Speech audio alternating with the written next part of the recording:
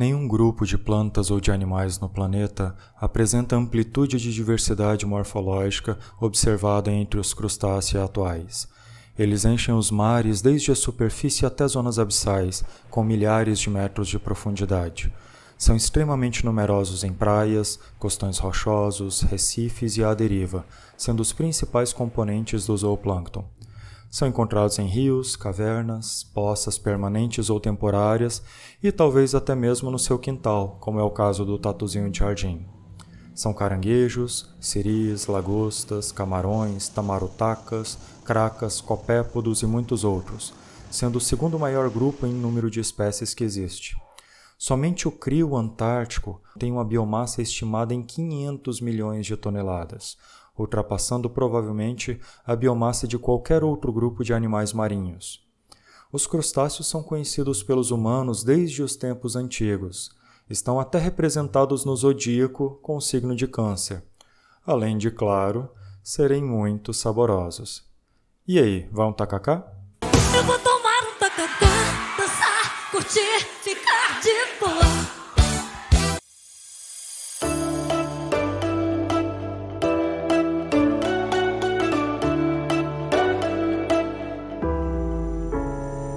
Olá, bom dia, boa tarde, boa noite. Sem mais delongas, vamos então para a nossa penúltima videoaula dessa disciplina de Zoo 2.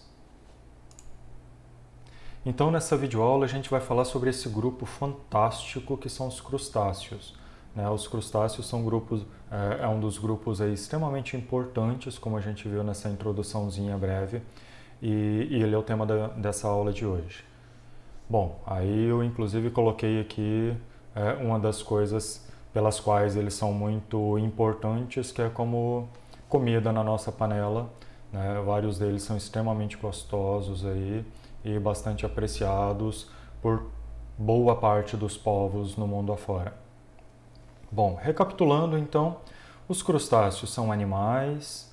Os animais eles estão distribuídos entre esses dois grandes grupos, Aqui os grupos basais, que são aqueles animais que ou não têm um plano claro de simetria, ou têm uma simetria radial, lembrando que eles não formam um grupo monofilético, ele é um grupo apenas para fins didáticos, tá? Ao contrário dos bilatéria, aqueles animais que têm simetria bilateral, que estão divididos em dois grandes grupos, os deuterostômios e os protostômios, sendo que os deuterostômios a gente vai trabalhar em Zoo 3, com o professor Paulo, e em Zoo 1 e Zoo 2 a gente está vendo aqui os grupos basais, os Spiralia, também em Zoo 1, que são ali os briozoários, que são os vermes chatos, como as tênias, os moluscos, como polvos, lesmas e caramujos, e os anelídeos, os anélida, como as minhocas, as sanguessugas e os poliquetos. E nessa disciplina de Zoo 2 a gente está trabalhando aqui com os equidizozoa, aqueles animais zoa que fazem equidise, que estão divididos em três grandes grupos, que são os escalidófora, aqueles animais que portam escálides, espinhos, que são quinorrinca, priapúlida e loricífera. Os nematóida, que são os vermes cilíndricos, principalmente ali os nemátoda, as lombrigas, dentre outros vermes, inclusive vários deles de vida livre. E os nematomorfa, que são aqueles vermes crina de cavalo que parasitam que parasitam insetos e outros invertebrados aí, quando eles estão nessa fase imatura. E, ultimamente, a gente está vendo aqui os panartrópoda, que são os artrópoda e outros. Esses outros aí são os tardígrada e os onicófora, juntamente com os artrópoda. Os artrópoda estão divididos em três grandes grupos. Nós vimos os Chelicerata e os Myriapoda. Os Chelicerata são ali os Chifossura, os aracnida, os aracnídeos de modo geral. Os Myriapoda, nós temos como principais ali os Quilópoda e os Diplópoda, mas também Sínfila e Paurópoda. E nesta aula a gente vai tratar desse terceiro grande grupo aqui de artrópoda, que são os pancrustácea. Os pancrustácea são, assim como o panartrópoda, artrópoda e outros, os pancrustáceos são os crustácea e outros. Os outros aqui são os hexápoda, Então, nesta aula a gente vai tratar dos vários grupos de crustáceos, dentre eles os principais aí são os Ostrácoda, Copépoda e principalmente Malacostraca, além de Hemipédia, que são um grupo irmão de Hexápoda, que são aqueles insetos, né? E outros aí, e os Entognatos. E temos ainda os insetos sem asa, os Apterygota, e os insetos com asa, os Pterygota, ok? E aí, na próxima aula, a gente trabalha com esse grande grupo aqui dos Hexápoda, e aí a gente fecha essa galera toda, ok? Nesta aula de agora, a gente vai trabalhar aqui com esses grupos de crustácea. Vamos lá, então.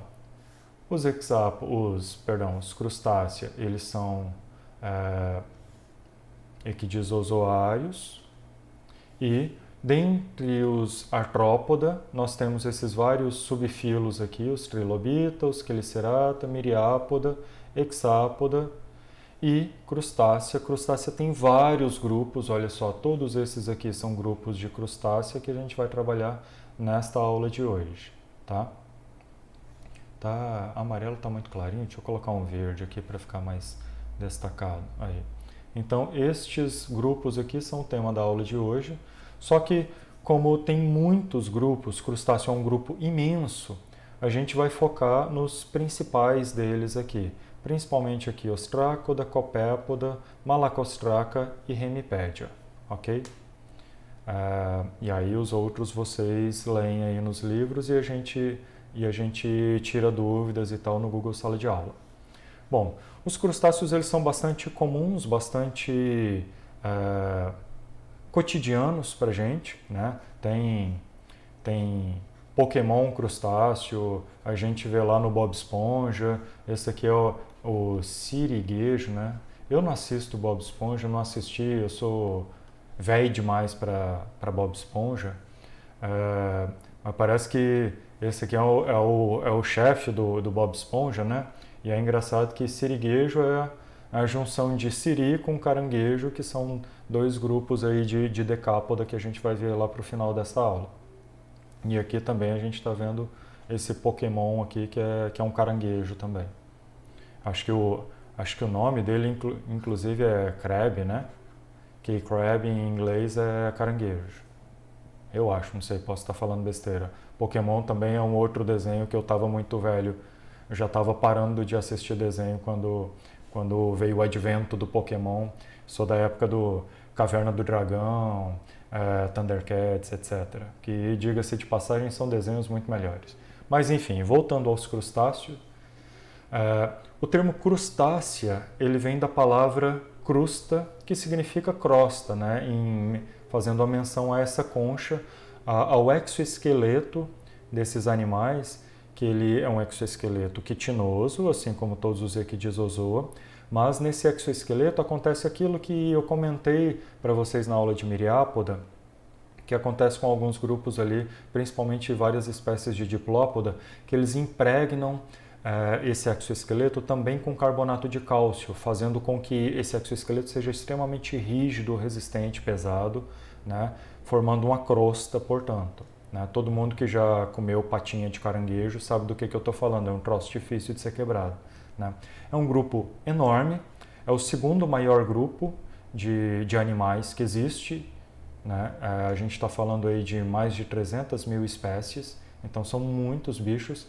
E para vocês terem uma ideia, se a gente juntar os crustáceos e os insetos, a gente tem aí 80% de todas as espécies animais e eles são o principal componente do zooplâncton, que é o principal, que está na base, está ali próximo à base da cadeia alimentar de mares e oceanos. Tá?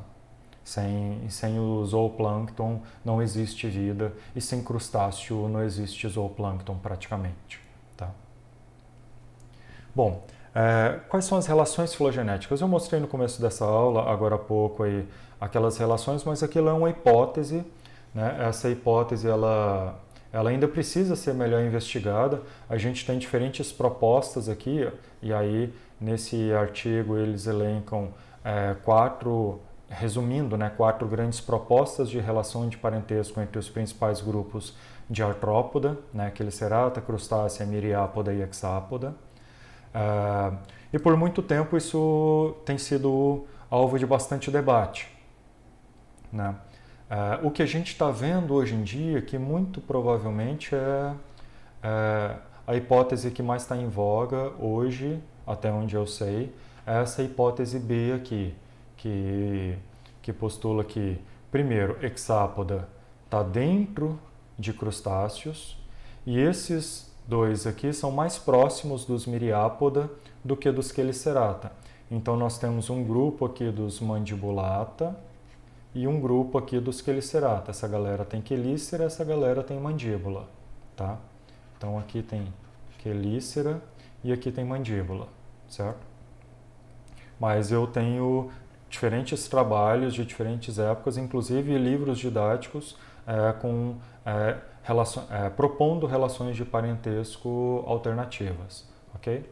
Então tomem cuidado com isso. E aí, para esta aula aqui, eu estou me baseando em alguns artigos, dentre eles esse artigo aqui de 2005, nem é tão recente assim, que ele apresenta a filogenia dos pancrustácea. Foi um dos principais artigos aí, colocando os hexápoda, né, dentre os hexápoda, os insetos, como crustáceos terrestres, e dizendo aí que um clado antes hipotetizado como maxilópoda não seria monofilético, né? Então ele dá suporte para essa proposta B aqui, né? Que é aquilo que eu havia dito, que os crustáceos eles não são monofiléticos, e aí por isso essas duas linhas aqui, e os hexápoda estão dentro dos crustáceos, né? Hexápoda são crustáceos terrestres e irmãos de miriápoda, dentro de um clado chamado mandibulata, enquanto esse outro clado aqui dos quelicerata, né? Tem quelíceras, que compreendem os euquelicerata, principalmente os aracnida, e os pycnogônida, certo? Bom, as relações de parentesco, então, de acordo com esse artigo e com esse outro trabalho aqui de 2010, isso aqui eu já atualizando para fazer essa videoaula, esse foi o trabalho mais recente que eu achei tratando das relações filogenéticas entre esses grandes grupos aí de crustáceos. A gente tem essa proposta aqui. Então a gente vê isso aqui, ó, o que está nessa bolinha aqui, esse grande clado. Deixa eu até sublinhar esse grande. Deixa eu selecionar. Tá aqui, né? Esse clado, então, seria o clado dos pancrustácea, tá? Então isso aqui seria os pancrustácea. E aqui dentro a gente vê esses dois carinhas aqui, ó. Esses dois carinhas, quem são? Colêmbulos e insetos. Resumindo, em outras palavras, insetos, eles são um tipo de crustáceo. E aí, assim, quando você estiver comendo um vatapá, quando você estiver comendo um acarajé, um espetinho de camarão, um camarão empanado, lembre-se disso, viu? Eu vou até mudar aqui. Pode deixar. Lembre que o camarão que está ali no seu vatapá e as baratas que estão no seu banheiro são parentes, pertencem ao mesmo grupo aí dos pancrustácea, tá? Aliás, muita gente aí que come inseto de uma forma regular, assim, diz que o gosto não tem muita diferença. Eu já comi vários tipos de insetos e, de fato, para muitos deles parece, sabe? Mas vários deles também tem mais gosto de frango do que de camarão, por exemplo. A caranguejeira, por exemplo, tem gosto de frango igualzinho, assim, se ela tiver assada. Mas enfim, isso é história para um outro momento. E aí essa galera aqui, e aí a gente vê aqui nesse trabalho as relações desses outros grupos aí de crustáceos. A gente vê que os insetos e os colêmbula estão mais próximos aqui dos Malacostraca, Hemipédia, Cefalocárida e dos Diplura e Protura, né? Então essa galera toda aqui é o que a gente vai chamar de hexápoda. Então os hexápoda estão mais próximos aqui de Malacostraca. Malacostraca são os camarões, são os caranguejos. Boa parte dos crustáceos que nós conhecemos pertencem aqui a esse grupo Malacostraca. Para muitos de vocês, todos os crustáceos que vocês conhecem são Malacostraca, tá? Mas também tem esses outros grupos aqui que são irmãos dos hexápoda. E aí eu tenho um outro grande clado, esse clado aqui, composto por branquiópoda, copépoda, tecostraca, ostrácoda, branquiura, pentastômida e mistacocárida. Ok? Bom, seguindo. Então vamos começar a olhar sistematicamente aí os crustáceos. Os crustáceos, eles são esses animais que têm esse aspecto. Aqui a gente tá vendo uma lagosta, né? Uma lagosta. E aí essa lagosta, a gente vê aqui os olhos dela, vê as antenas, um monte de pernas, um rabinho, uma cauda, né? Um monte de segmentos aqui naquilo que a gente agora já está imaginando que seja um abdômen. E essa parte aqui que seria a cabeça dela, né? Vamos olhar então como é que é esse processo, essa segmentação e principalmente, lembrem da primeira aula de Ecdysozoa, a tagmose desses animais. Na tagmose desses animais a gente vê 3 grandes tagmas: a cabeça, o tórax e o abdômen, né? Cada um com o seu padrão de cor aqui, tá? E aí eu tenho aqui o que a gente vê aqui, cada tagma ele é composto por vários segmentos. O ancestral de todos os artrópoda, ele era um bicho bastante segmentado, e aí cada conjunto de segmentos foi se especializando para determinadas funções. Os primeiros segmentos eles foram se especializando para as funções sensoriais, e aí eu vejo aqui em vermelhinho, esse padrão de cores aqui, marcando esses segmentos, corresponde a esse padrão de cores marcando os segmentos no bicho adulto, digamos assim. Façamos uma certa analogia. Digamos que isso aqui seria o padrão de desenvolvimento embrionário, né, à medida que vai surgindo esses segmentos, e aqui como é que eles ficam no organismo adulto. Então esse primeiro aqui ele seria os olhos, e aí depois a gente vê os segmentos, todos esses em roxo e azul aqui, os segmentos associados à antena, nesse roxo aqui, as 2 antenas, e os segmentos do aparelho bucal. Depois em verde, claro e escuro, o tórax, associado aos apêndices locomotores, os apêndices ambulacrais, né? Os toracípodes, né? Que são os pereiópodes. Ok, a gente vai detalhar melhor esses nomes no próximo slide. E os últimos segmentos aqui, os segmentos abdominais, e com seus apêndices aqui, que são os pleópodes. E o último segmento aqui, ele tem o seu urópode, esse apêndice do último segmento. Essa caudazinha aqui, ó, essa cauda aqui na verdade, esse apêndice do último segmento, e o meio aqui dessa cauda, ele é o rabinho, o finalzinho do último segmento abdominal, que é chamado de telson. Lembra lá dos escorpiões que o telson é o aguilhão? Pois é, aqui os crustáceos também vão ter o telson. Lá também nos Schifossura, que o telson é como se fosse uma espada, como se fosse uma vara, para ajudar ele a se desvirar se ele for tombado de barriga para cima, né? Aqui também os crustáceos têm telson, tá? Agora, esse esquema aqui, ele fica mais claro, então. Vamos, então, dar nome a todos esses segmentos e a todas essas estruturas da morfologia externa desses bichos. A gente vê aqui numa espécie de um camarão, um pitu, enfim, um crustáceo hipotético, né? Isso aqui, claro, um malacostraco, parecido com um camarão, digamos assim. Vamos dizer que isso aqui é um camarão ou um pitu, tá? Eu vejo aqui um olho, né? O primeiro segmento ele é modificado em um olho. Esse olho ele é pendunculado, então eu tenho uma base, uma haste, e esse olho vai estar lá na ponta. Isso faz com que esses olhos eles possam se mover e esse bicho possa olhar para diferentes direções, tá? Essa carapaça vai cobrir o dorso do céfalo, né? Então eu tenho o primeiro tagma é o céfalo, coberto dorsalmente por uma carapaça, e essa carapaça se estende anteriormente formando um rostro. Todo mundo aí que já descascou camarão sabe que você tem que ir lá e quebrar o espinho, o chifrinho, a pontinha. Diferentes pessoas chamam de diferente forma do camarão para não espetar a gente. Aquela pontinha é o rosto, tá? E aí a gente tem aqui os apêndices bucais, né? Que são um par de mandíbulas, um par de maxílulas, também chamado de primeira maxila, e a segunda maxila, tá?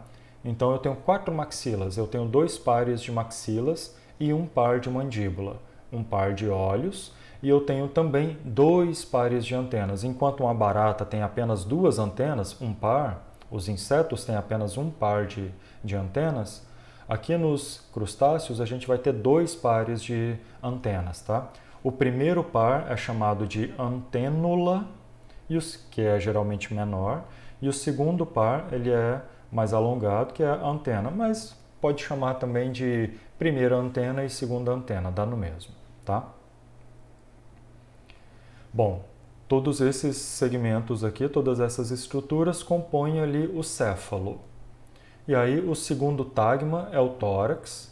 No tórax eu vou ter aqui 8 segmentos torácicos, e esses 8 segmentos torácicos eles vão ter apêndices chamados de pereópodes, ou em alguns grupos também chamados de maxilípedes, tá? Pereópodes no tórax e pleópodes no abdômen, tá? Então eu tenho 8 segmentos aqui e cobrindo, assim como o céfalo ele vai ter uma carapaça dorsal cobrindo, aqui também essa carapaça ela vai se estender para o tórax, e muitas vezes eu não vou ver uma distinção clara entre tórax e céfalo, e eu vou ter sim um cefalotórax. Cefalotórax. Às vezes esses 2 tagmas eles estão amplamente fusionados e indistinguíveis, como nos caranguejos, por exemplo. Eu tenho ali um cefalotórax e uma carapaça dorsal desse cefalotórax, tá? E o terceiro e último tagma é o abdômen. O abdômen ele vai ter ali 6 segmentos abdominais. Cada um desses segmentos ele vai portar um par de pleópodes com L, tá?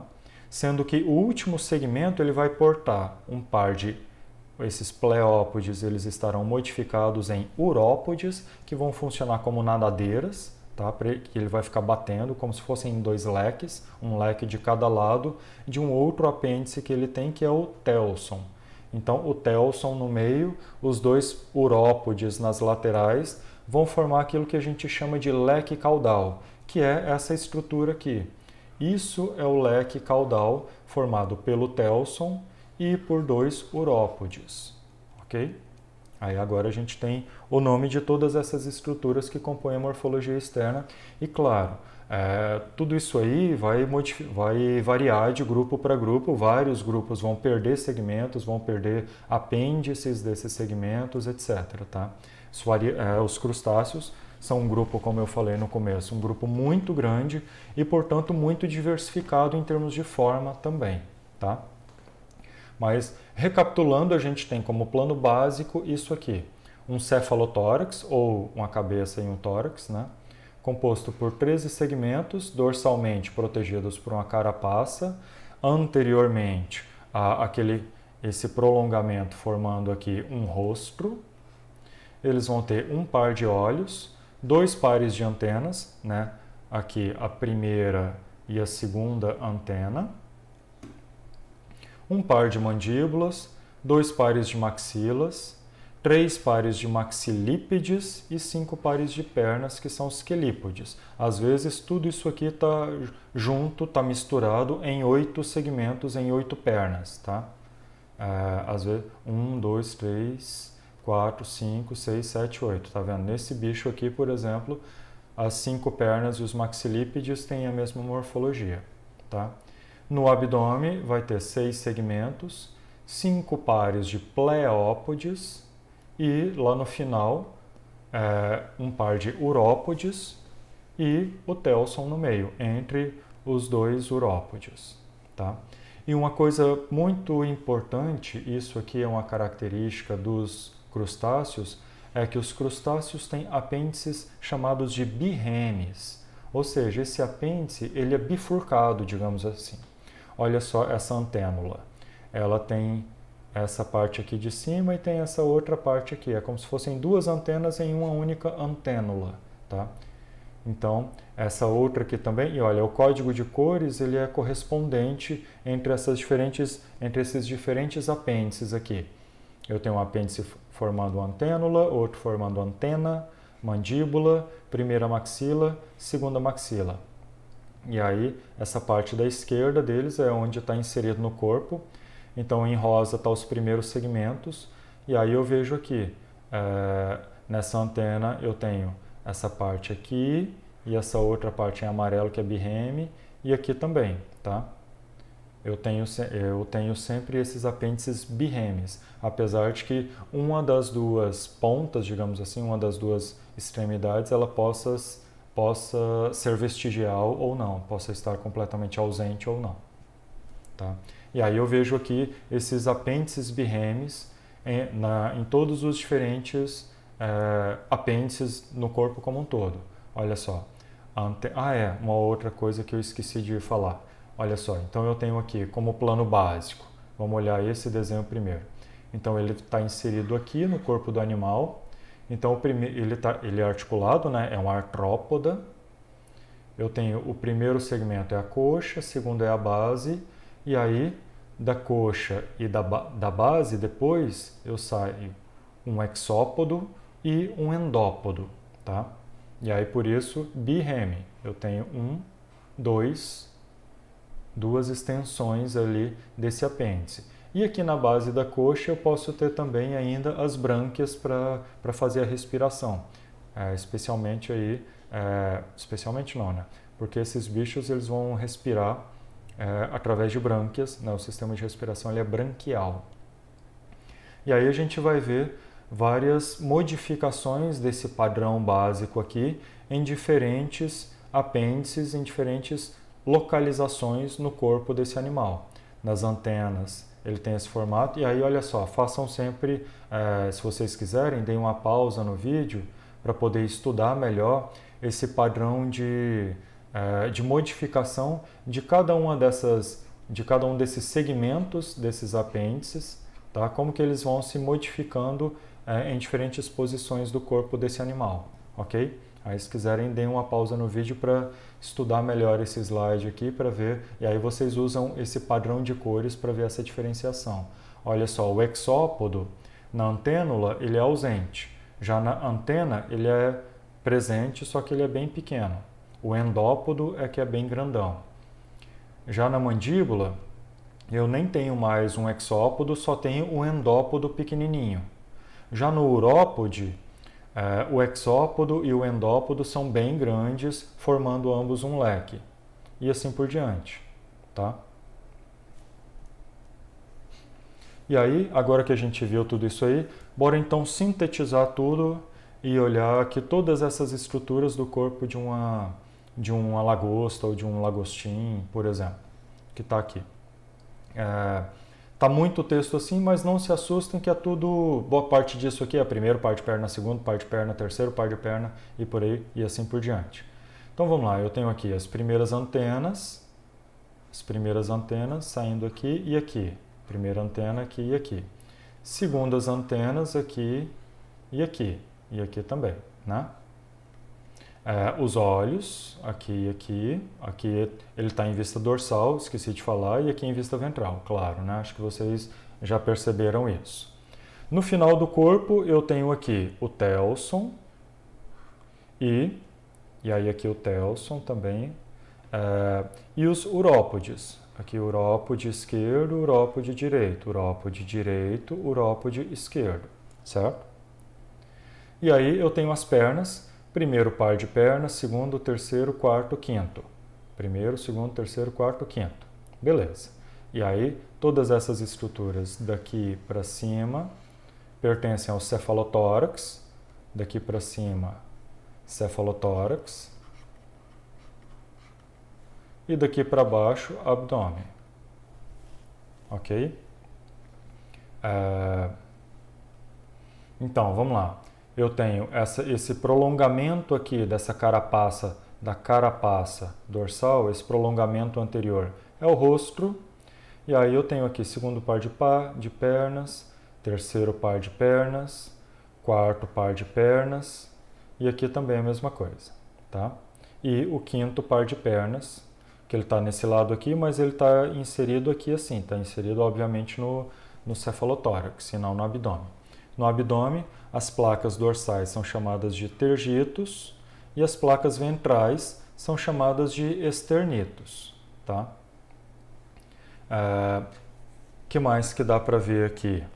Em vista ventral, o que está faltando para a gente ver são as estruturas do aparelho bucal. A gente vê aqui um exopodito do primeiro maxilípede, que é essa estruturazinha aqui. São como se fossem, lembra lá dos pedipalpos dos aracnida, né? São aquelas estruturas, parecem pequenos dedos, pequenas antenas que vão auxiliar na manipulação do alimento desse animal. Então eu tenho o primeiro maxilípede, o segundo maxilípede ao redor da boca, que está aqui, e o terceiro maxilípede. E aí o resto é pata, pata, pata. E aí aqui eu tenho os apêndices abdominais, que são os pleópodes, tá? Então aqui eu tenho o primeiro par de pleópodes, aí o segundo, terceiro, quarto, quinto par de pleópodes, e o último aqui são os urópodes ao redor dos dois lados do telson, e que está após o ânus, que está no final do corpo desse animal. Uma coisa interessante é que em muitos crustáceos, o macho ele vai ter o primeiro pleópode adaptado para a cópula, para o acasalamento. Porque o aparelho genital desse animal ele vai ficar nessa região aqui, tá? Então nessa região sai o gonóporo, né? O poro genital do macho, e aí esse primeiro pleópode ele é adaptado para poder pegar, para poder fazer a manipulação e a introdução do esperma na fêmea. Ok? Como que é a anatomia interna desses animais? E aí, bom, essa parte externa aqui a gente já viu, os olhos, né? Então a boca está para cá. Vamos lá usar aquela nossa variação de cor. Ele está usando o sistema digestório como amarelo. Beleza. Então a gente tem aqui a boca. Da boca ela vai para o estômago. O estômago desse bicho ele é bem grande, geralmente, tá? Com glândulas digestivas associadas, principalmente naqueles bichos que são detritívoros. A gente vai falar melhor sobre os hábitos alimentares daqui a pouco.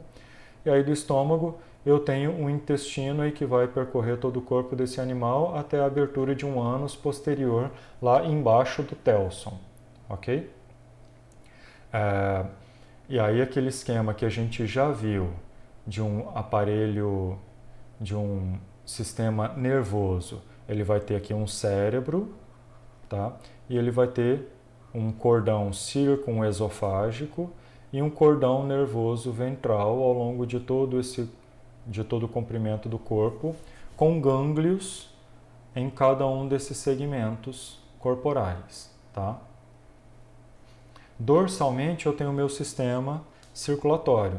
Eu vou ter um coração dorsal aqui. Esse coração ele vai estar envolto por um pericárdio, né? Lembra lá que os equidisosauros de modo geral são animais celomados. Esse coração ele vai ter uma aorta anterior, uma aorta posterior e vai ter furos chamados de ósteos que vão fazer que a aorta vai levar o sangue para todo o tecido, banha essa hemocele, banha todos os tecidos, e aí esse sangue já depauperado, pobre em oxigênio e rico em gás carbônico, ele volta a ingressar no coração aqui através dessas aberturas laterais que são os ósteos, certo? Além disso, o sistema digestório desses animais é na forma digestório, o sistema reprodutor desses animais. Esses bichos têm os sexos separados, então aqui a gente está vendo um macho que vai ter os seus testículos aqui, e as fêmeas, os ovários, claro. E o sistema excretor é na forma aqui daquilo que a gente chama de glândula antenal, que vai fazer a excreta desses compostos nitrogenados e liberar aqui por uma abertura embaixo do segundo par de antenas, tá? O que mais está faltando? O resto, musculatura, os músculos flexores, principalmente para vários grupos, eles são extremamente desenvolvidos, né? Por isso que a gente gosta de comer crustáceos, camarão, lagosta e tal, né? E é só. É isso. Sim, e como que esses animais respiram? E aí aqui a gente tem um outro esquema mostrando como é que é o processo de respiração desses animais. A respiração, como eu falei agora há pouco, ela é branquial, tá? Então ela acontece naquilo que a gente vai chamar de câmara branquial. Cadê onde que está? Aqui, câmara branquial, tá? A câmara branquial, olha só, lembram-se lá que, aqui, ó, deixa eu voltar aqui.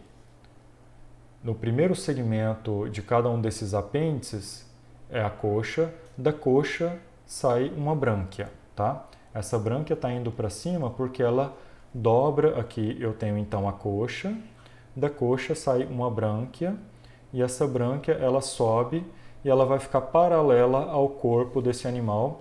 E aí essa carapaça dorsal, essa carapaça está aqui, tá? Aí essa carapaça ela faz uma aba descendo também esse corpo e formando uma cavidade, portanto, que é a chamada câmara branquial. Então eu tenho o corpo desse animal e lateralmente eu tenho a criação, a expansão a partir do dorso, a expansão de uma aba de exoesqueleto indo do dorso para o ventre, formando então essa câmara com uma abertura ventral por onde a água vai entrar e vai sair, tá? Quando essa água entra, ela entra rica em oxigênio, ela lava essas brânquias, ela oxigena essas brânquias, o oxigênio ele penetra nos tecidos ali branquiais e penetra então nessa artéria, nessas veias branquiais, e o oxigênio passa por difusão, né? E aí esse sangue arterial, então, ele é conduzido para o coração e do coração bombeado para o corpo, certo? Isso aí, e aí depois, ele voltando do corpo, já pobre em oxigênio e rico em gás carbônico, ele desce aqui por essa artéria external, ele desce aqui e volta então para as brânquias para ser oxigenado novamente, tá? O que mais? Então, ou seja, essas cavidades branquiais, elas estão, as brânquias estão dentro de uma cavidade cuja abertura é ventral e a água tem que ficar ali constantemente banhando essas brânquias. E aí aqueles organismos aí, aqueles crustáceos que a gente vê fora d'água. Bom, primeiro a gente já entende por que a grande maioria dos crustáceos ou é aquática ou é, digamos assim, anfíbio, né? Está sempre associado à água, né? Porque eles precisam da água para isso. E aí a gente entende por que as espécies que são terrestres, elas são terrestres, mas sempre associadas a ambientes úmidos, ambientes com uma umidade muito alta, porque o interior dessa cavidade branquial ele está cheio de água ali para poder fazer essa troca gasosa, tá? Mesmo nas espécies terrestres. Como que é a reprodução desse animal?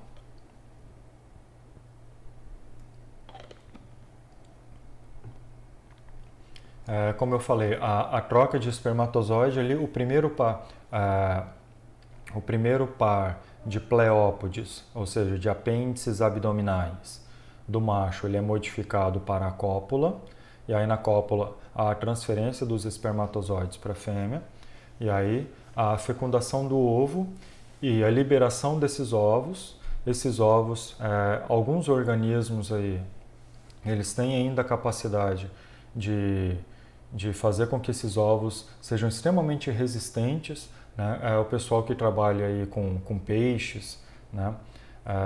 Aqui na Unifesp a gente tem o professor Diógenes lá que trabalha com isso de reprodução de peixe e tudo mais, e eles dão larvas de artêmia para os peixinhos deles.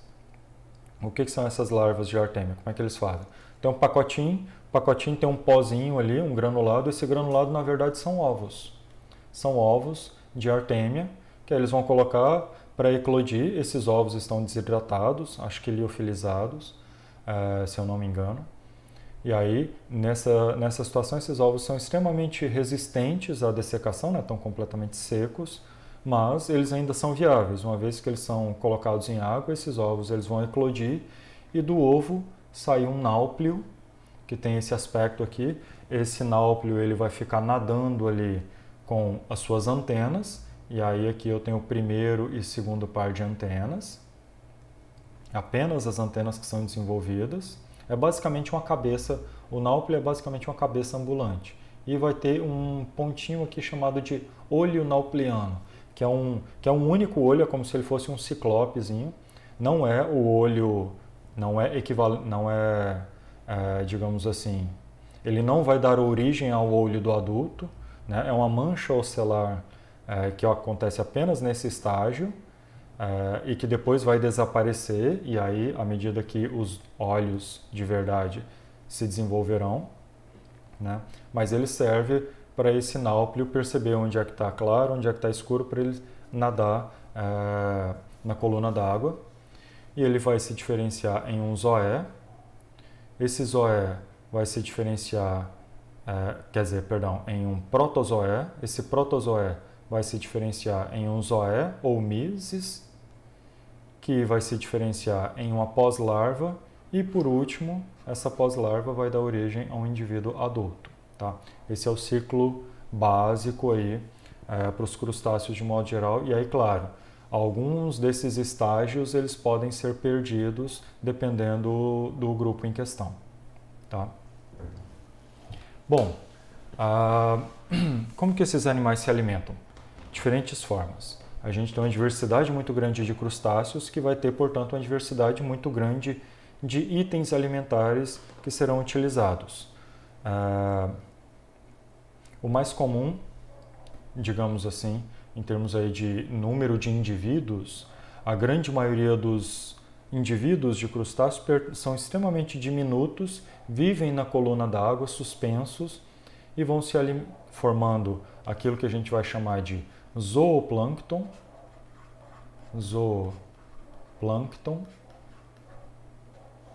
e vão se alimentar de matéria orgânica em suspensão ou de outros organismos menores. Então eles são chamados de suspensívoros. E aí a gente faz agora uma pausa aqui na aula para vocês verem o primeiro de uma série de vídeos que eu vou estar apontando para vocês aqui nessa videoaula. Então vão lá e assistam agora aqui esse vídeo no YouTube, A Vida Secreta do Plâncton.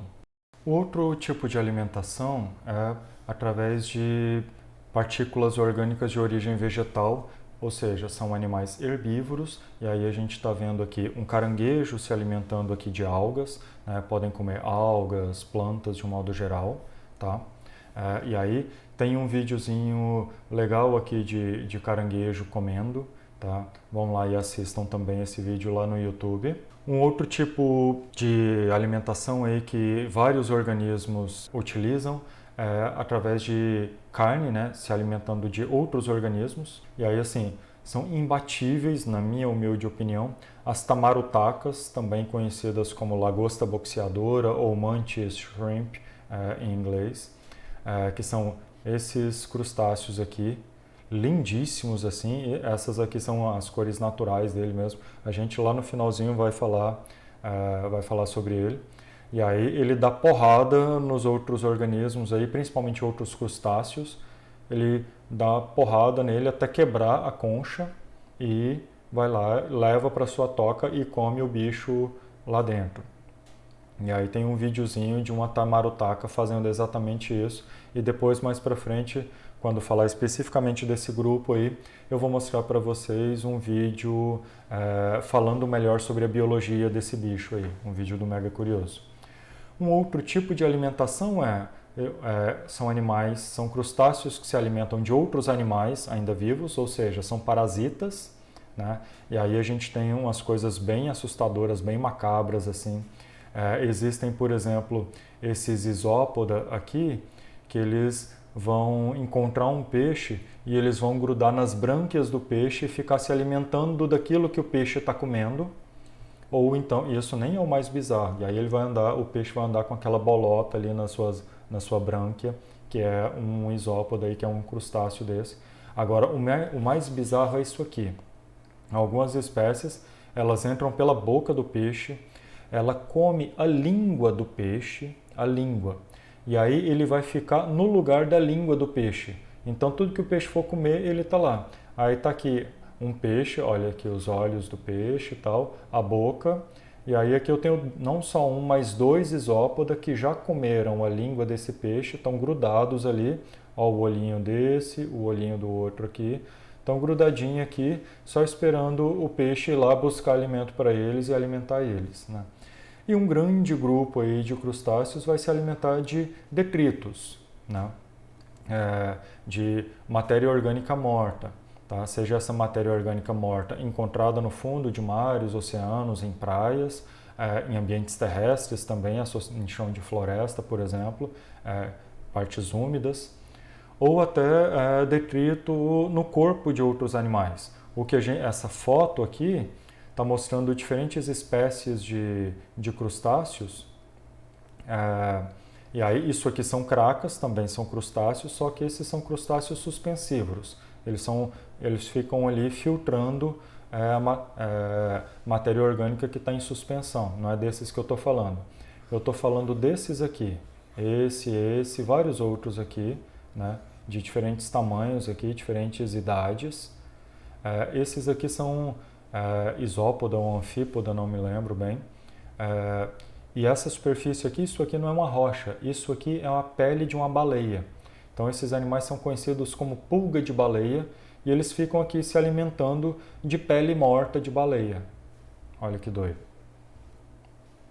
Já outros aí vão fazer aquilo, como os caranguejos, siris e tal, vão se alimentar de tudo quanto é matéria orgânica, viva ou morta, que eles conseguem, que eles encontram e conseguem manipular e ingerir. E aí, no caso, esse caranguejo aqui, acho que é um caranguejo, talvez seja um siri, está comendo aqui uma água viva. Uma água viva, o que sobrou dela, pelo menos. Tá? Bom, quero mostrar para vocês um videozinho sobre esse bicho aqui, que é um bicho bem interessante. Por um tempo existem inclusive dúvidas aí se esses não seriam os irmãos dos insetos de um modo geral, né? dos hexápoda de um modo geral. Os hemipédias são um dos últimos grupos de crustáceos que foi descrito. O corpo dele é bem pouco diferenciado, ele vai ter basicamente aqui uma cabeça e um tronco, então a tagmose aqui é um pouco diferente, né? E aí, nessa cabeça, ele vai ter aqui essa carapaça dorsal da cabeça. Ele vai ter as antenas modificadas aqui em flagelos. Expansões laterais chamadas de pleurotergitos. E nas laterais aqui ele vai ter tanto os pleópodes quanto as pernas, elas têm todas elas o mesmo formato e a mesma função. Ele vai ficar nadando, batendo com movimento sincronizado de todas essas pernas. Parecido, espero que vocês se lembram lá daquele Tomopteris, um poliqueta que fica nadando nos oceanos e tal, e ele fica basicamente andando na água, né? Como se fosse andando usando os seus parapódios. Aqui ele usa esses apêndices birremes aí. Mostrar o vídeo, né? Então deixa eu colocar aqui o vídeo para vocês verem. Esse bicho é muito interessante. Lá no final da aula eu vou voltar e falar um pouquinho melhor sobre isso com vocês. O que a gente está vendo aqui é uma caverna, que é o ambiente típico em que esses animais são encontrados, mas não é uma caverna qualquer, é uma caverna que submersa, e ela é uma caverna submersa com encontro de água salina, vindo do mar, e água doce, que percolou por entre as rochas. E aí, com essa diferença de salinidade, essas duas fontes de água, elas não se misturam. Então a gente vê ali embaixo, a água salina ela é mais densa, ela vai ficar nessa parte de baixo, e a água doce ela fica em cima, elas meio que separadas, estratificadas. A resolução desse vídeo aqui é ruim, eu procurei esse vídeo no YouTube, eu não encontrei, então por isso que eu estou reproduzindo ele aqui, tomando inclusive o risco de levar strike aqui do YouTube.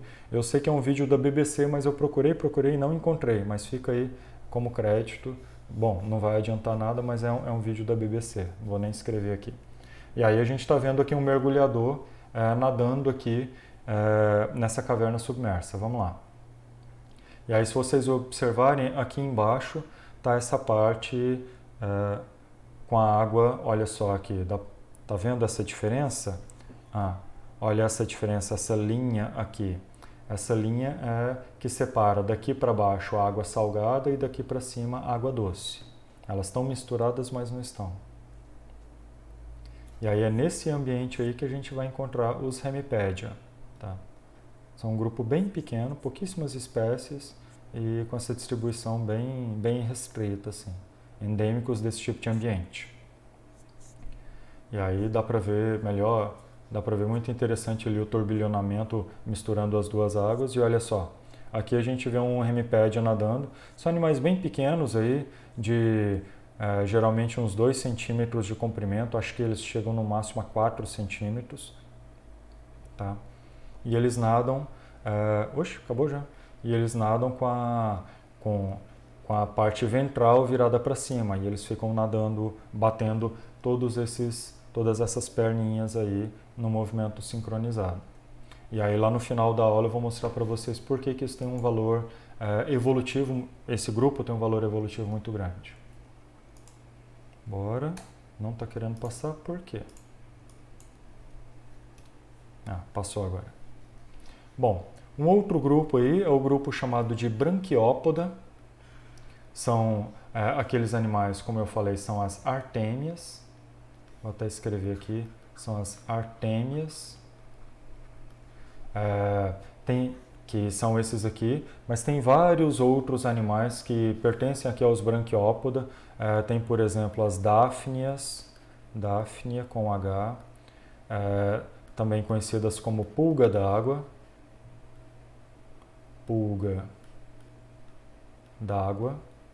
que são animais bem pequenos com corpo meio esférico assim, aí eles têm a cabecinha e a antena aqui para frente, e aí eles ficam batendo as perninhas ali, meio que dando esse aspecto de que estão pulando na água. São animais bem abundantes nesses locais, principalmente as artêmias em especial, elas habitam poças temporárias de água doce, ou de água salobra, ou mesmo de água salgada. Então, quando essas poças secam, aquele grupo morre e os ovos eles ficam expostos à dessecação e por isso eles desenvolveram uma resistência muito grande à dessecação. Mesmo secos, mesmo dessecados, eles continuam viáveis. Aí, quando essas poças se enchem novamente, os ovos eclodem. Aí aqui eu estou vendo a eclosão desses ovos, saindo aqui um náuplio, que vai se desenvolvendo até o organismo adulto aqui. E aí a gente tem um videozinho de um cara, eu acho que ele é um aquarista, ele gravou um videozinho bem ilustrativo assim do ciclo de vida da artêmia. Vá lá e assista isso no YouTube, o link, assim como todos os outros, tá na descrição aqui embaixo, tá? Um outro grande grupo aí são os ostrácoda. Os ostrácodas são animais muito pequenos também, de aí 1 milímetro, 2 milímetros, muito pequenos mesmo. Olha só, esse aqui ele tem quase 1 milímetro de comprimento, daqui até aqui. Isso aqui tem 1 milímetro, na verdade 0,95. E aí essa carapaça dorsal ela vai recobrir completamente o corpo desse animal. E aí ele vai ficar, digamos assim, ele vai viver dentro de um grão de feijão. Né? Essa carapaça vai parecer as duas partes de um grão de feijão oco por dentro, como se fosse um bivalve. É mais ou menos a mesma lógica de um bivalve, comprimido, só que comprimido lateralmente. Né? E aí essa parte anterior aqui, esse bicho vai colocar para fora as antenas e o seu ramo caudal, e com essas estruturas aí que ele vai ficar movendo, e essas antenas, vejam aqui que elas são plumosas, e ele vai ficar batendo essas antenas e capturando partículas de alimento que ele vai levar para a boca que está aqui internamente. Tá? Está todo segmentado aqui dentro, apesar de ser difícil a distinção, né? Porque ele é grandemente modificado. Tem 5 segmentos cefálicos, 6 segmentos torácicos, 4 segmentos abdominais. A carapaça ela é bivalve, como eu falei. E aí, como eu falei também, tanto a alimentação e a locomoção ela é feita pelas antenas, né? E esses bichos vão se alimentar dessas pequenas partículas de alimento que eles encontram suspensas na água. Esse animal vai se alimentar não só de partículas mortas, mas também, se ele conseguir capturar pequenos outros organismos, ele vai se alimentar. Portanto, podem ser predadores ou mesmo se alimentar de algas, portanto herbívoros. Eles ocorrem tanto em água doce quanto em água salgada, em mares. Né? E por que eu estou mostrando esse bicho aqui? Porque lá naquela primeira aula, não sei se vocês se lembram, quando eu estava falando dos protozoários, tinha um grupo lá, os foraminíferos e os radiolários, são extremamente importantes por serem fósseis e tal, né? Por estarem associados, por exemplo, à ocorrência de petróleo. Né? Então, eles têm uma importância fóssil muito grande. Aqui é a mesma coisa. Esses Ostracoda são amplamente encontrados no registro fóssil e eles dizem para a gente muito do ambiente que havia ali naquele momento. Portanto, são muito utilizados aí na paleontologia. Tá? Um outro grupo aí muito importante também, muito comum, muito abundante, são os Copépoda. Os Copépoda são aí o segundo maior grupo de crustáceos, perdendo para os Malacostraca. São o grupo dominante ali do zooplâncton. Boa parte das espécies de zooplâncton pertence aqui aos Copépoda. Ao contrário dos Ostracoda, eles não têm uma carapaça. Tá? E lembra que eu falei ali da Artemia, que ela tem aqui o olho naupliano nessa fase de náuplio, e esse olho depois, quando os olhos compostos eles são desenvolvidos, esse olho naupliano ele é perdido. Já nos Copépoda não. Nos Copépoda, como eles são também animais bastante diminutos, praticamente microscópicos, eles não têm um olho composto e eles, portanto, permanecem com esse olho naupliano. Então você olha assim, o bicho parece de fato um náuplio, só que é um organismo adulto. Tá? Eles têm ali um par de maxilípedes apenas, que vai ajudar eles a se locomover. 4 pares de pernas torácicas. E aí aqui eu estou vendo ele em vista dorsal. Nesse vídeo aqui, ó, do Copépoda simbionte, está no interior de uma lapa, se eu não me engano. Dá para ver ele mexendo as perninhas e tal, essas pernas torácicas. E uma coisa muito interessante desse bicho aqui é que, além do fato dele poder ocorrer tanto aí em vida livre, quanto serem parasitas ou até hiperparasitas, né? E aí a gente vê o caso aqui desses Copépodas simbiontes também. Uma coisa muito interessante, muito característica dos Copépodas é essa estrutura aqui, ó, que são os sacos de ovos. Então, tanto aqui essa foto quanto esse desenho é de uma fêmea. E aí nessa fêmea ela vai carregar, depois da cópula, ela vai, ao invés de simplesmente liberar os seus ovos na água, ela vai carregar por um tempo esses ovos presos em um saco de ovos. tá? Então eu tenho aqui um saco de ovos que ela vai carregar, 2 sacos na verdade, né? 2 sacos de ovos que ela vai carregar por um tempo aí até esses ovos eclodirem, tá? E aí isso aqui você olha assim, esse bichinho aqui com o olho naupliano e com esses sacos de ovos, beleza, é copépoda. E os copépodas tem um copépoda em especial que é muito legal, assim, que quando eu vi isso aqui, eu tenho que mostrar para vocês. Eu tinha visto essa matéria aqui do New Scientist, que ele chama aqui, isso aqui é um copépoda, a gente está vendo um copépoda em vista dorsal, tá? Chamado de Safira do Mar. Aí tá, o título aqui é As lindas safiras do mar podem ficar invisíveis em um instante. E aí aqui eu tenho o vídeo justamente dos autores aqui que gravaram isso. É um vídeo de baixa resolução e tal, o bicho é pequeno também. É um vídeo, se eu não me engano, colocou como anexo no artigo original a ser publicado, e aí essa matéria aqui do New Scientist reproduziu isso. Quando vocês verem a videoaula, eu vou mandar para vocês a videoaula e o link para essa matéria no Google Sala de Aula, tá? E vocês podem ver aqui no YouTube, na descrição aqui embaixo, esse bicho aqui. Ele tem basicamente esses cristais que vão impregnar a parte interna do dorso do exoesqueleto dele. E aí esses cristais eles vão refletir a luz de modo que esse bicho aí ele consiga, dependendo da inclinação dele em relação a quem está observando, ele vai refletir a imagem que está ao redor e, portanto, ele, num piscar de olhos, num instante, ele fica, é praticamente uma capa da invisibilidade. Quem já viu os Avengers, lá, os Vingadores, lembra lá como é que é o nome daquele aviãozão que eles usam lá, que é do Nick Fury, lá da SHIELD, esqueci o nome daquele aviãozão, mas enfim, quem assistiu sabe, aquele avião que aí eles ativam uma camada de invisibilidade que é basicamente a barriga do avião ela é espelhada e aí ela fica reproduzindo aquilo que está no dorso do avião.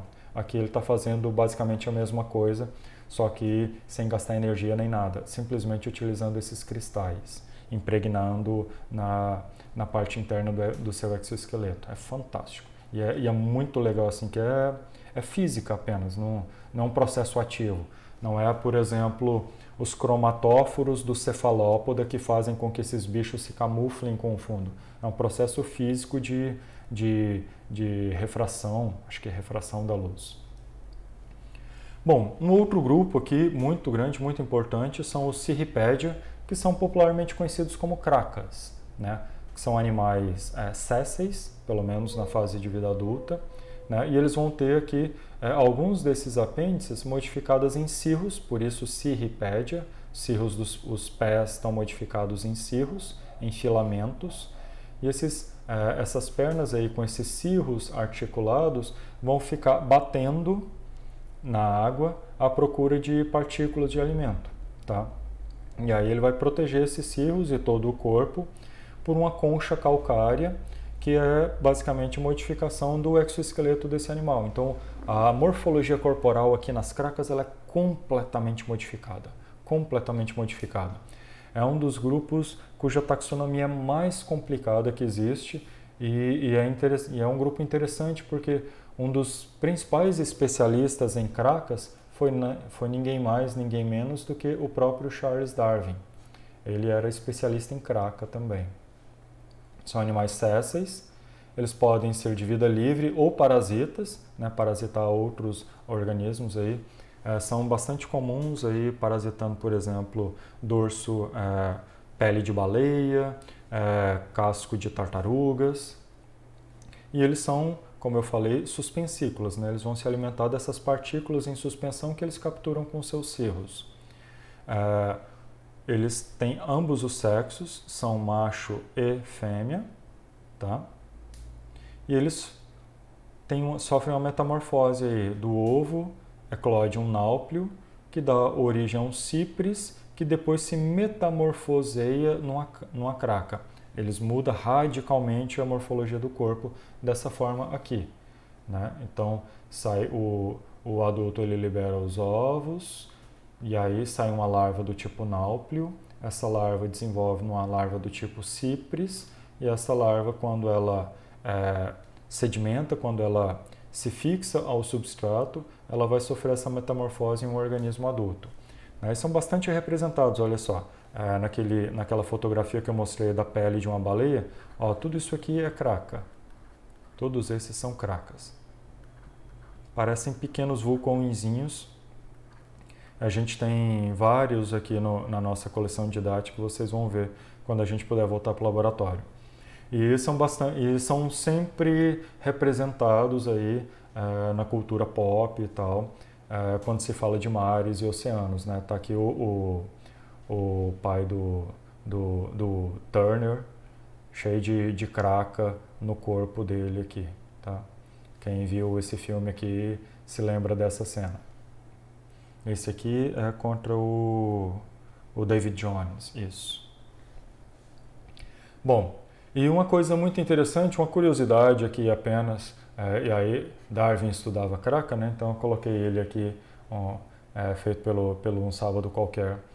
Uma coisa muito impressionante é que as cracas, apesar de pequenininhas, elas detêm o recorde de maior pênis que existe no reino animal. Bom, pelo menos algumas espécies, né? Maior, obviamente, proporcionalmente ao tamanho do corpo, né? Porque esse animal ele pode ter um pênis até umas 4 vezes, se não me engano, 4 vezes maior do que o comprimento total do seu corpo. E aí a gente está vendo aqui 2 fotografias do pênis dessa craca. Então tá a craca aqui assim e tudo isso aqui é o pênis dela. Por quê? E aí o porquê é o que mostra nesse vídeo aqui dessas cracas copulando. Elas são hermafroditas, mas elas promovem a fecundação cruzada.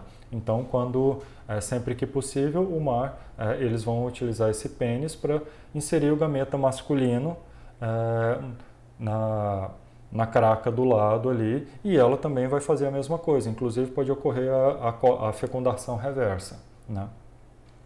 E aí, portanto, elas são sésseis, elas não podem ir de um lado para o outro. E simplesmente liberar os gametas na corrente é muito arriscado, porque esses animais muitas vezes eles ocupam lugares, costões rochosos e tal, intensamente banhados, lavados por ondas, então isso aí com certeza desperdiçaria os gametas, né? Então é melhor eu utilizar uma estrutura copulatória para inocular, digamos assim, né, para introduzir os gametas direto dentro da cavidade corporal da craca do lado. E aí, por conta desse tipo de ambiente, esse pênis é alongado, é bastante útil, e o tamanho e o diâmetro, o tema desse artigo aqui está vendo justamente isso,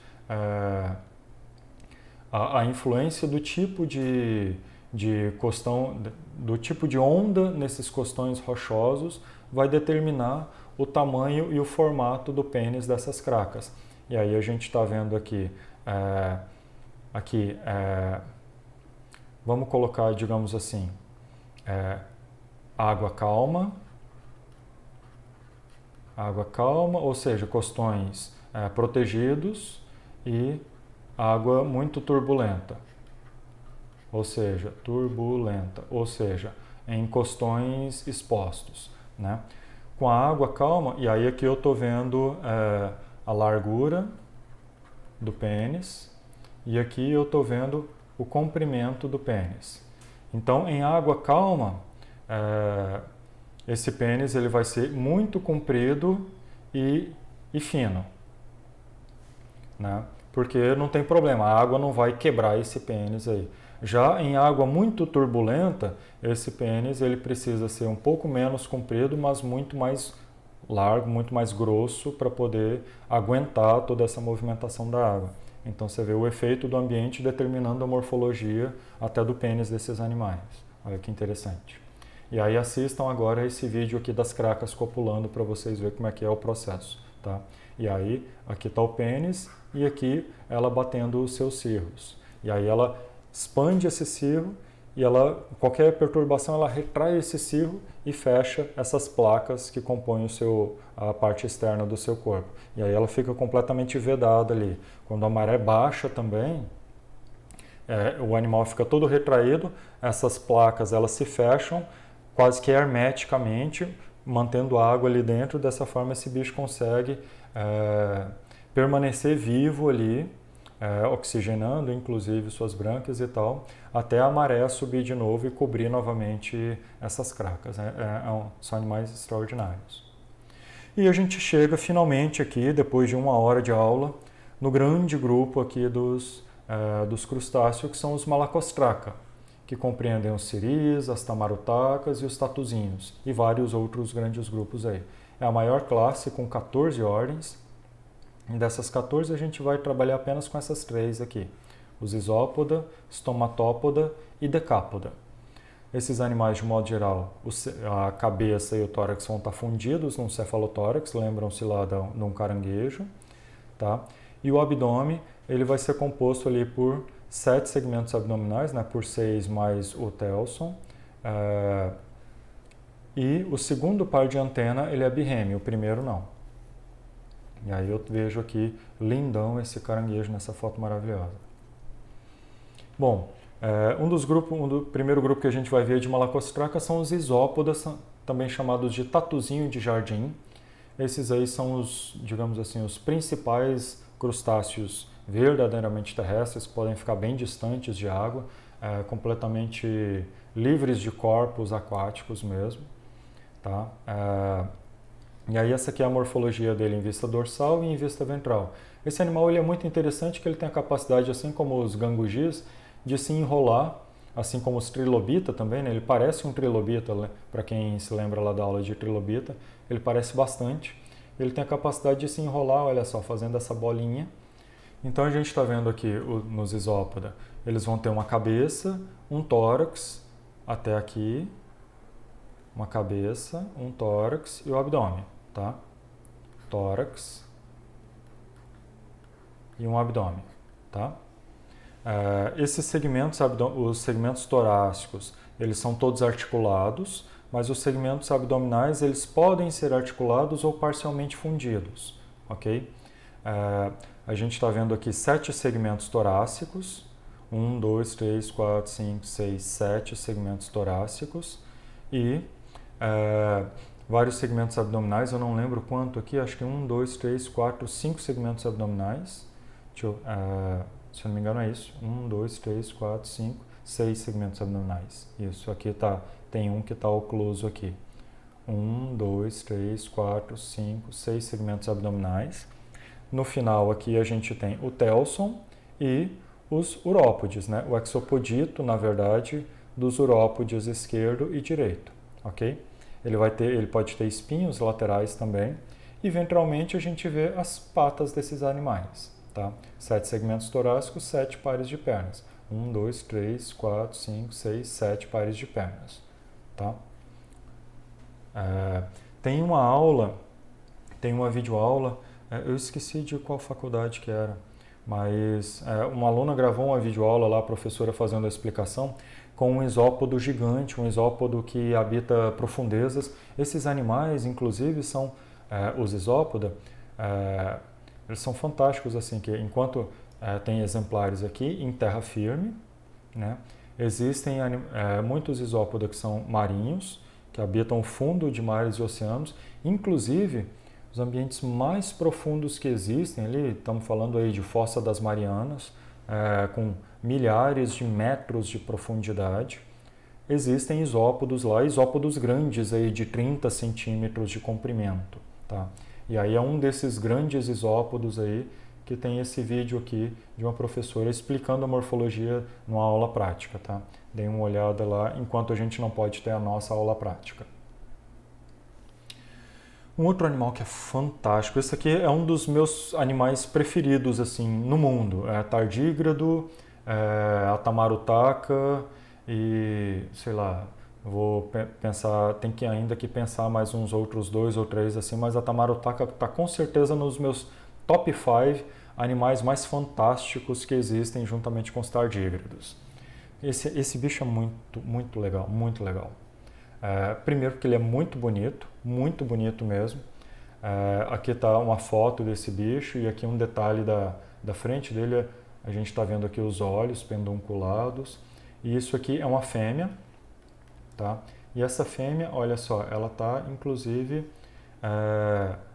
cuidando aqui de ovos, de uma massa de ovos que ela vai cuidar deles até próximo da eclosão, tá? E aí vai defender esses ovos e tudo mais.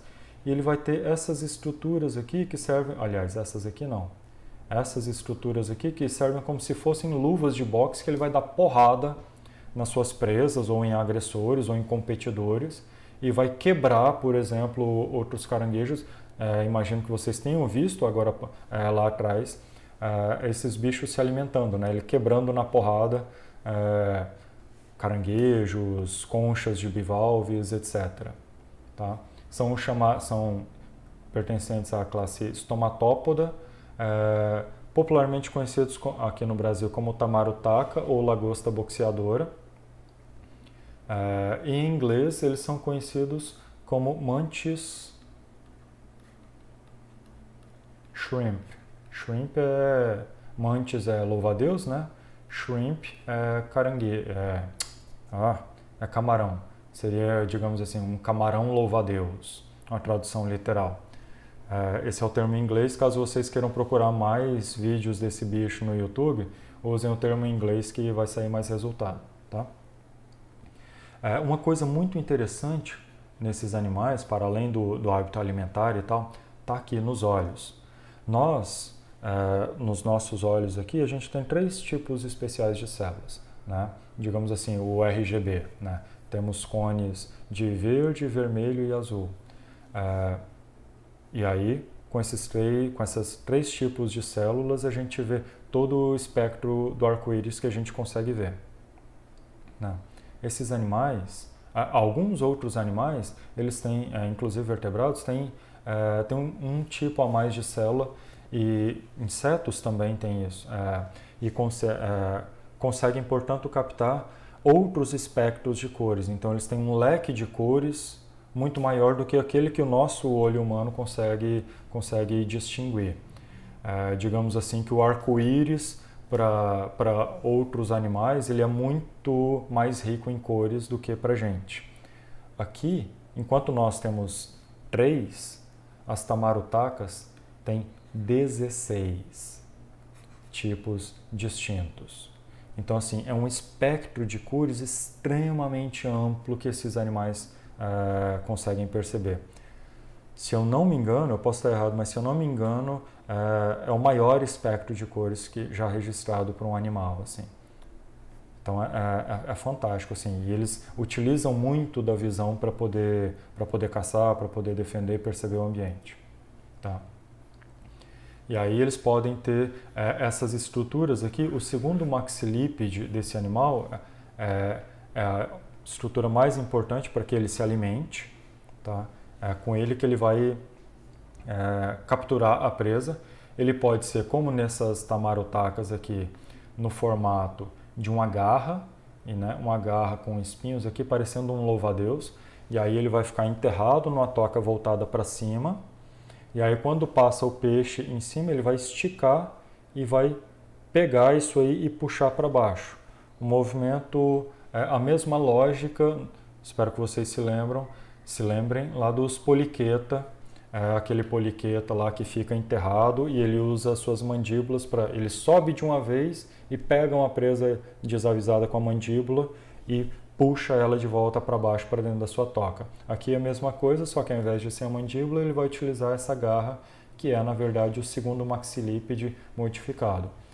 E ele pode estar modificado nessa forma dessa garra com espinhos, ou pode estar modificado numa espécie de uma clava muito forte, muito resistente, e que ele tem uma musculatura especial que vai ser acionada em milésimos de segundos, que é o que eu quero que vocês vejam nesse vídeo aqui do Mega Curioso. É um vídeo muito legal, muito divertido e muito informativo sobre esses animais. Assistam.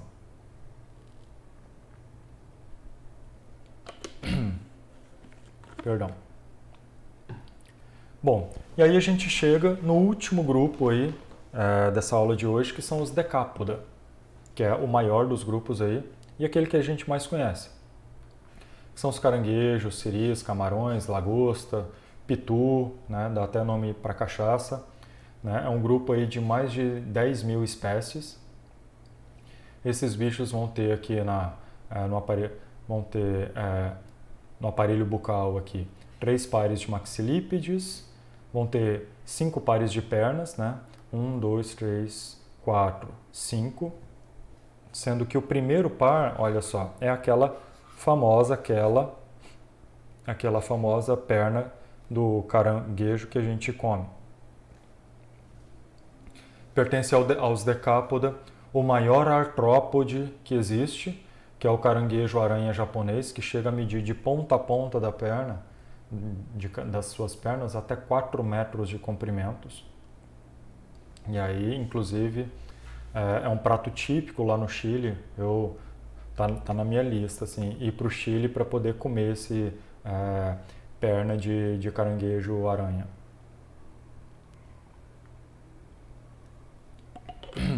Esses animais têm uma importância econômica imensa, justamente devido à gastronomia, né? São animais muito apreciados como comida, né? Muito utilizados aí. Várias comunidades aí sobrevivem exclusivamente do cultivo ou do extrativismo de decápodes, sejam eles caranguejos, siris ou camarões, né? Tem uma importância muito grande e tem algo muito legal que é uma simbiose com outras espécies que eu vou falar para vocês um pouquinho mais nos próximos slides aqui, que é um negócio muito bacana. Uma curiosidade, não sei se vocês sabem, mas se não, a partir dessa aula vão ficar sabendo, é o seguinte: como que eu sei se Primeiro, vamos entender aqui a morfologia desse bicho. Vou lançar para vocês 2 perguntas aqui.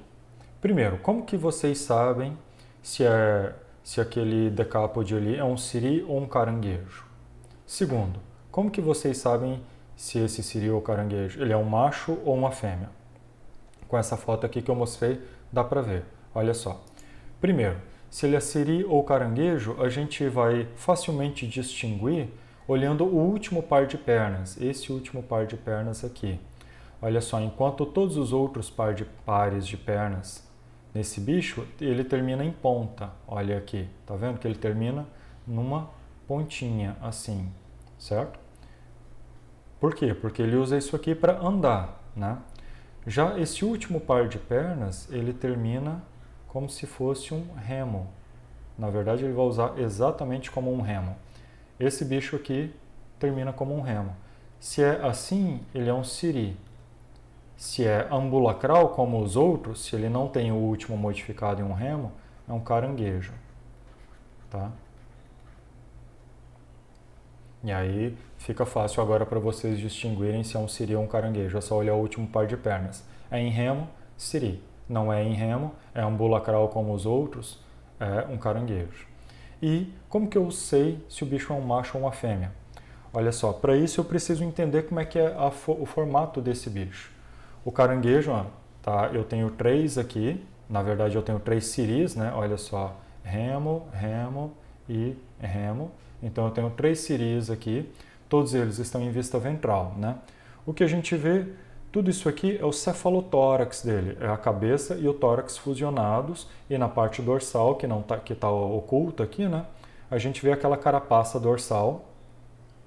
E onde está o abdômen desse bicho? É essa estrutura aqui, ó. Ele está com o abdômen dobrado para baixo, tá? Aí aqui, aqui e aqui. Deixa eu até colocar mais bonitinho ainda. Deixa eu apagar tudo isso aqui para vocês verem melhor. O abdômen desse bicho, então, ele é bastante achatado, ele é dobrado ventralmente, tá? Deixa eu colocar vamos colocar um verde e principalmente vamos colocar assim. Então, essa estrutura aqui, ó, é o abdômen desse bicho. Aqui é o abdômen desse bicho. E aqui também é o abdômen desse outro siri, certo? Então ele está aqui atrás, ele dobrou para frente, tá? E aí, bom, com isso, a ponta do abdômen, o final do abdômen está aqui na ponta, certo? Isso aqui é o telson, né? Isso aqui é o último segmento abdominal, na verdade. Perdão. E aí, tá vendo que esse aqui ele é muito mais fino do que esses outros aqui? Esse é bem mais largo do que esse. Não é porque são espécies distintas, não. Do macho ele é mais fininho e da fêmea ele é mais largo. E um dos motivos dele ser mais largo é que ela vai precisar de mais espaço, porque aqui ela vai segurar entre os pleópodes, lembram lá dos pleópodes, aqueles apêndices abdominais? Assim como aqui nas tamarotacas, ela vai segurar aqui, olha só, os pleópodes. Entre os pleópodes vai estar brânquias e vai ter também estruturas aqui para segurar os ovos. Nos caranguejos e siris, a mesma coisa. Esses pleópodes, eles vão ter estruturas aqui para poder segurar esses ovos, e aí esses ovos vão ficar aqui entre a parte ventral do cefalotórax e a parte ventral do abdômen, vão ficar aqui meio que um sanduichinho de ovo cercado por exoesqueleto, tá? Então, da fêmea ele é mais largo para poder segurar mais ovos, certo? Então, quando vocês verem aí um siri ou um caranguejo, vira ele de barriga para cima. Se for largo é fêmea, e se for estreito é um macho, certo? Bom, para finalizar, uma coisa muito interessante, acho que, se eu não me engano, esse aqui é o terceiro slide apenas que está faltando. Eu falei aqui sobre a simbiose com outras espécies, né? Tem esse vídeo aqui, ele até ele ilustra bem, várias dessas espécies, elas têm uma simbiose muito estreita com outras espécies animais, principalmente aqui, olha só, com anêmonas. Antes de falar sobre isso, perdão. Aí aqui eu vi em vista ventral, tinha me esquecido desse outro esquema aqui. E aqui eu estou vendo em vista dorsal. E olha só, aqui eu tenho uma carapaça, né? Carapaça do cefalotórax. E olha só, o último aqui é um siri e o último aqui de um caranguejo. Tá? Que ele é modificado em que ele não é modificado em um remo. E aí essa é o quinto par de pernas, 5, 4, 3, 2, e o primeiro par de pernas, aqui mostrando com mais detalhe, né, formando essa garra, que a gente vai chamar de quela, né, portanto ele tem um apêndice quelado, né, que é formado aqui basicamente pelo último segmento, pelo último artículo, pela última articulação, que é o dáctilo, e a penúltima, que é o própode, tá? E aí ambos formam essa garra, certo? E o abdômen está dobrado para a parte ventral. Bom, voltando então a essa parte da interação com outras espécies. Esses animais, várias espécies, eles são muito apreciadas como comida, não para a gente, não apenas para a gente, mas para várias outras espécies. E aí, por conta disso, uma das estratégias de evitar a predação claro, isso que a grande maioria deles faz, que é de impregnar o seu exoesqueleto com carbonato de cálcio, mas aí a gente tem contramedidas por parte dos predadores, que estruturas aí, mandíbulas mais resistentes, dentes grossos e rombudos para poder quebrar essas carapaças, etc. Né? Uma outra estratégia de defesa contra a predação é colocar uma carapaça dentro da outra carapaça, que é o que os caranguejos eremitas, também chamado de caranguejo ermitão ou ermitão apenas, fazem, ou paguro. Eles fazem eles vão procurar conchas de gastrópodes, tá? Lembram lá das conchas de gastrópodes, moluscos, cujo gastrópode morreu e a concha está lá vazia, abandonada, e eles vão habitar a concha desses gastrópodes, que é o que esse eremita está fazendo. Olha só, isso aqui é uma concha de um gastrópode, que é o que vocês vão ver aqui nesse vídeo desse caranguejo eremita também. Mas eles fazem não apenas isso. Às vezes isso não é suficiente. Eles colocam uma estratégia a mais. Então eles vão pedir ajuda e de certa forma buscam ajuda de um molusco e também vão buscar ajuda de alguém lá do grupo basal, de um quinidário, de um anêmona. Olha só essa anêmona aqui.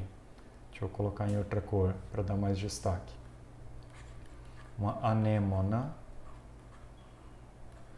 E aí o que ele vai fazer?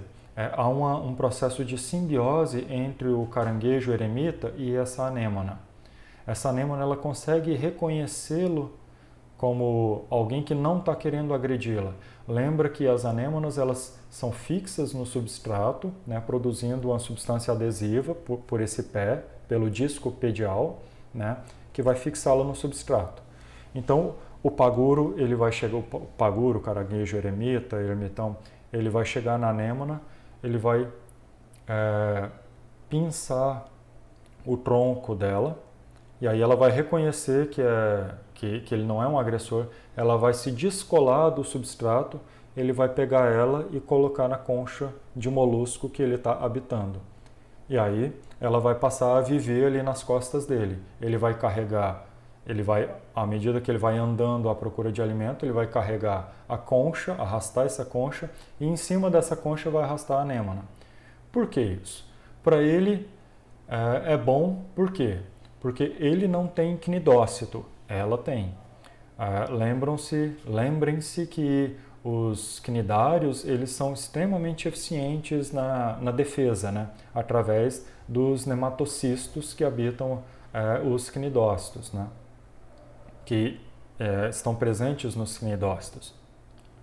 Então, ela com seus nematocistos, elas vão defender, digamos assim, os caranguejos eremita, e ele, em contrapartida, vai carregar ela de um lado para o outro e, portanto, ela vai ter acesso ali a uma variedade muito maior de itens alimentares. Então, ela vai conseguir ficar capturando o alimento de muito mais lugares. Então, ele dá para ela um passeio grátis para ela ir se alimentando e ela dá para ele um plus aí na proteção. E existe, inclusive, um caso que vai além, que é muito mais interessante, que é o caranguejo boxeador, que é um negócio, chega a ser bizarro até, que é esse carinha aqui, essa é uma das espécies de caranguejo boxeador. Deixa eu ver se acho que um azul escuro dá mais destaque, né? Então aqui a gente está vendo aqui o olho dele e tudo mais, e olha só, o primeiro par de pernas dele, enquanto que nos caranguejos, de modo geral, ele é bem dilatado, né, formando aquela bem robusta, nesse bicho não, tá vendo que ele é fininho, até mais raquítico aí do que o segundo, terceiro, quarto e quinto par de pernas que são exclusivamente para andar. Por quê? Porque ele não vai utilizar aquela para poder se defender, ele vai utilizar uma anêmona também, mas ele não vai colocar a anêmona nas costas. Ele vai pegar uma espécie em especial ali de anêmona, vai pegar duas anêmonas, ele pinça uma com aquela, pinça a outra com a outra aquela, pronto, ele tem duas luvas de boxe. E aí quando vem uma moreia, por exemplo, que é um dos principais predadores aí do caranguejo boxeador, para poder matar, para poder comer esse caranguejo, ele vai dar uma porrada de anêmona na cara dessa moreia, e aí essa anêmona vai disparar os seus nematocistos na cara dela e muitas vezes vai acabar afugentando ela. Ou seja, ele está usando a anêmona de luva de boxe. Percebem? E mais interessante ainda, que é uma das coisas que mostra nesse vídeo aqui. Esse vídeo, se eu não me engano, o áudio está em inglês, mas já estou falando para vocês aqui o que está sendo mostrado no vídeo para que vocês consigam entender, porque as imagens são muito legais.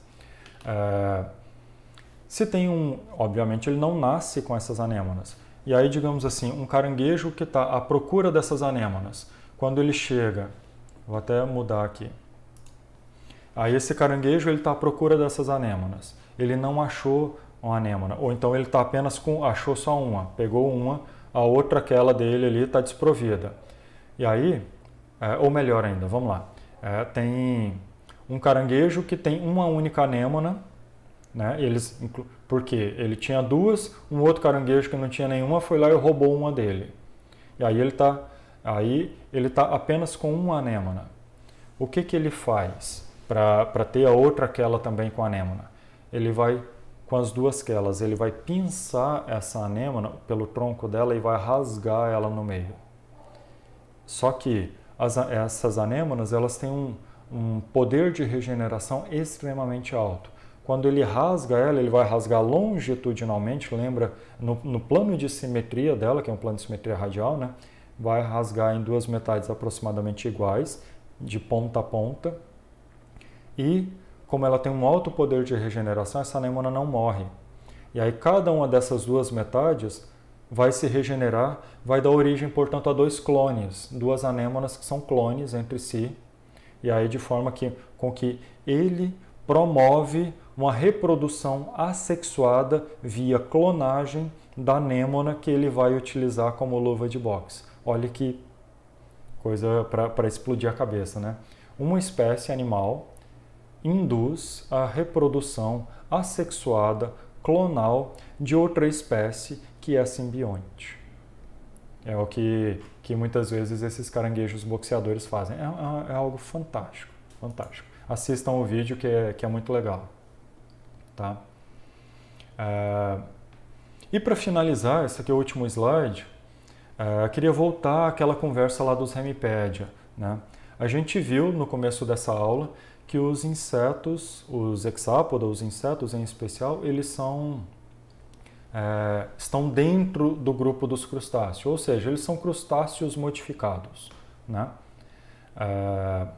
Mas como se deu a evolução dos insetos? Que a gente vai ver na próxima aula que os insetos são um grupo mais diversificado, mais abundante, principalmente o grupo que domina os ambientes terrestres. A gente está vendo aqui que nos crustáceos existem representantes terrestres, mas boa parte da diversidade e tal, tanto de formas quanto de espécies, ela está ainda em ambiente aquático ou associado à água. Já nos insetos, não. Como houve a passagem, portanto, da água para a terra? Existem diferentes hipóteses. Esse artigo aqui, ele traz uma hipótese muito interessante. Na verdade, 3 hipóteses alternativas. Uma delas seria que por Hemiplegia, né? Essas espécies aqui de Hemiplegia que habitam essas cavernas, olha só, justamente cavernas com a junção da água do mar. Então eu tenho aqui incursão da água do mar com água doce percolando pelas pedras dentro dessas cavernas. E aí esses Hemiplegia, digamos assim, eles ancestrais desses Hemiplegia teriam a capacidade cada vez maior de habitar essas porções cada vez mais rasas aqui, até que por fim sai um hexápoda daqui, né? Sai o ancestral, na verdade, de um hexápoda habitando o ambiente terrestre. Ou, né? Então, portanto, um Hemiplegia, ele daria origem aqui a um hexápoda. Uma outra possibilidade seria ali dos branquiópoda, né? Habitando, sendo um daqueles grupos que eu falei no começo da aula, que habita essas poças de águas que são temporárias, que são efêmeras. Então, são animais que já estão adaptados a, de tempos em tempos, são aquáticos, mas de tempos em tempos terem o seu meio completamente seco e terem que se virar nos 30 ali. Portanto, animais com adaptações para se manter ativo, mesmo nesses períodos de dessecação, de evaporação de toda essa água, teriam uma grande vantagem, né? Então, o fato de habitar em poças efêmeras, a partir de um ancestral branquiópoda, daria para esses animais um impulso, né, a pressão de seleção necessária para o surgimento ali dos hexápoda. Isso é uma hipótese que ainda está sob... Essas são hipóteses alternativas que ainda estão em investigação, né? A gente ainda não tem uma resposta certa para isso, mas espero que no futuro próximo a gente consiga saber de onde surgiram e como surgiram os insetos a partir dos crustáceos e como que eles dominaram o ambiente terrestre como um todo. Bom, é isso. Muito obrigado aí. Deixo aqui essa tirinha para vocês aqui. Dê uma pausa no vídeo, leiam essa tirinha aí e, no mais, espero que você esteja bem, que você esteja saudável, se cuide. Se for sair, use máscara de qualidade, tá? Evite aglomerações. Quer encontrar com um coleguinha, quer tomar uma cerveja, pelo menos não vá para festa. Ouvi dizer que o povo está fazendo até festa clandestina aí de dezenas de pessoas, às vezes até centenas aí, em chácaras no interior, em flutuante e tudo mais. Não seja desses, tá? Bora tentar evitar as aglomerações, principalmente usar máscara de qualidade, PFF2 e sempre álcool gel, etc, etc, tá bom? Se cuidem, fique bem, física, mentalmente estude, leia o material. Crustáceo é um grupo enorme, aqui eu dei apenas uma pincelada sobre esse grande grupo aí. Você precisa buscar mais material a respeito, tá? E assista os vídeos aqui na descrição, que eu citei ao longo dessa videoaula, e qualquer coisa a gente continua conversando lá na nossa sala de aula do Google. Tchau, tchau, até mais.